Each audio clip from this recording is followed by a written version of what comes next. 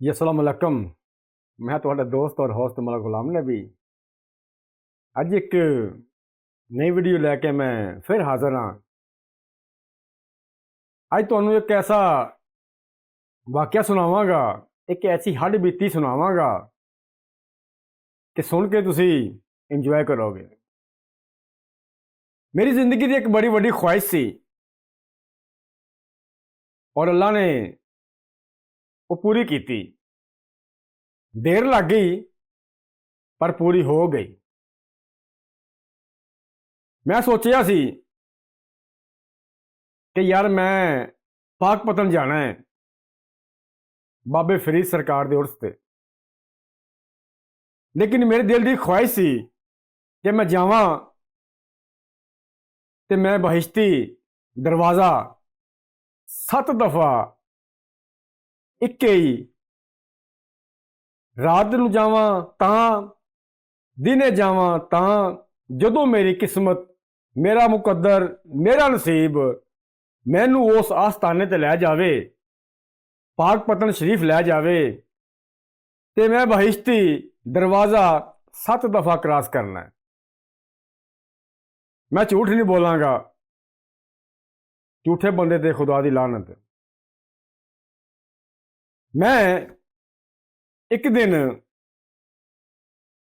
ऐसा वो दिन आ गया, एक दिन मैं तैयारी की थी, पक्का इरादा किया कि मैं उर्स ते लाजमन जाना है तो सरकार दा उर्स शुरू सी। मैनू मौका मिल गया, मैनू बुलावा आ गया ते मैं तैयारी की, तैयारी करके घरों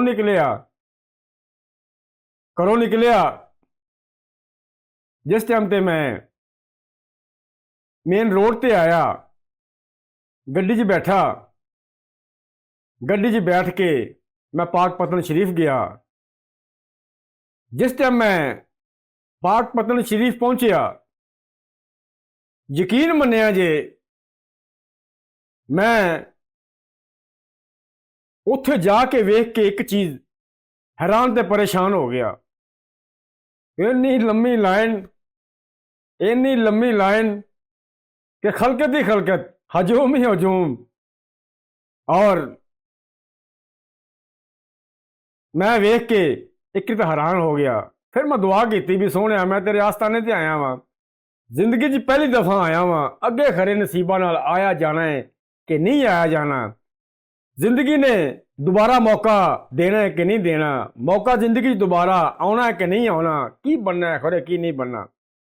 सोहणिया दिल की ख्वाहिश अज पूरी होनी चाहिए। यकीन मन्निया जे एक 2 किलोमीटर लंबी लाइन सी, थोड़ी बहुती भी लाइन नहीं सी। उस बाजार दे विच डबल लाइन सी, बल्कि डबल लाइन पब्लिक दी, खलकत दी। जनाबी जिस टाइम ते मैं इरादा किया, दुआ की, साइयां ने मैनू रस्ता दिता। इंज मैं जनाब ना जिवें हवा नहीं बंदे नू खिंच के लै जाती या कोई होर चीज़ खिंच के लै जाती है, इन्नी स्पीड नाल गया। अगर मैं लाइन दे विच इंतजार नाल लाइन दे विच लग के मैं दरबार शरीफ तक पहुँचदा तो कम सो कम 5-7 घंटे का टाइम तो किते गया ही नहीं सीगा मेरे अंदाजे के मुताबिक। लेकिन मैं हैरान ते परेशान हो गया। तकरीबन 1 या 1.5 घंटे दे विच मैं दरबार शरीफ ते पहुँच गया। जिस टाइम मैं दरबार शरीफ ते पहुँचया तो जाके मैं सलाम किया, सलाम करके मैं आख्या सोहणिया तू बुलाया है तो मैं आ गया वां, तो तेरा मेरा एक वादा है, अज वादा पूरा होना चाहिए। जनाब अगे छोटी जी लाइन सी, जिन्हां दोस्तां ने दरबार शरीफ वेख्या है उन्होंने पता भी थोड़ी सीढ़ियां चढ़ के उत्ते जाके लाइन सीधी हो जाती है। ते यानी कि नंबर आ गया मेरा कुछ देर बाद। पहली दफा बहिश्ती दरवाजा क्रॉस किया, दूजी दफा फिर मैं क्रॉस करके बाहर निकलिया, फिर मेरा इरादा उत्थे ही सी कि मैं सरकार एक दफा हो गई है, हुण दूजी दफा फिर नंबर लगना चाहिए। थोड़ा जिहा अगे दरबार शरीफ की बैक साइड तो जाके एक बाजार आना सी। हालांकि मैं जिंदगी च पहली दफा गया, मैनू उस बाजार का इलम नहीं सी है कि इत्थों घूम के पिछे बाजार भी है जिहड़ा इधरों जाके दरबार शरीफ दे फिर दोबारा आ जाता है। कुदरती अल्लाह की ऐसी हिकमत हुई तो साइयां ने मैनू बांह फाड़ के उधरों की बैक साइड तो लिया के दूजी दफा भी बहिश्ती दरवाज़ा क्रॉस कराता, फिर तीजी दफा, फिर चौथी दफा उस रस्ते, फिर पंजवीं दफा, फिर छेवीं दफा, हत्ता के 7 दफा मैं बहिश्ती दरवाज़ा क्रॉस किया। जिस टाइम ते 7वीं दफा मैं दरवाज़ा क्रॉस किया तो मैं उस बाजार च हो के दरबार शरीफ दे हुजरे दे कोल आन के बैठ गया। आन के मैं 2 नफल शुकराने दे अदा किते, अदा करके ते मैं दुआ खैर ली, हाथ उठाए, हाथ उठा के ते रब दा शुक्र अदा किया कि मेरे दिल की ख्वाहिश पूरी हुई है। अजे मैं दुआ मुकम्मल हुई मेरी ते मैं अपने चेहरे ते हथ फेरे ते सामने की वेख्या, एक खूबसूरत जवान, छोटी छोटी दाढ़ी, उन्हें फकीरी लिबास पाया होया सी। उन्होंने उस अल्लाह वाले ने फकीरी लिबास पाया सी, हथ विच तस्बीह सी। जिस टाइम ते मैं दुआ तो फारिग होया, उन्होंने मैनू ये गल कही भी जवाना सुना की हाल है, खैरियत है? मैं अल्लाह लो ठीक है, अलहमदुलिल्लाह खैरियत है।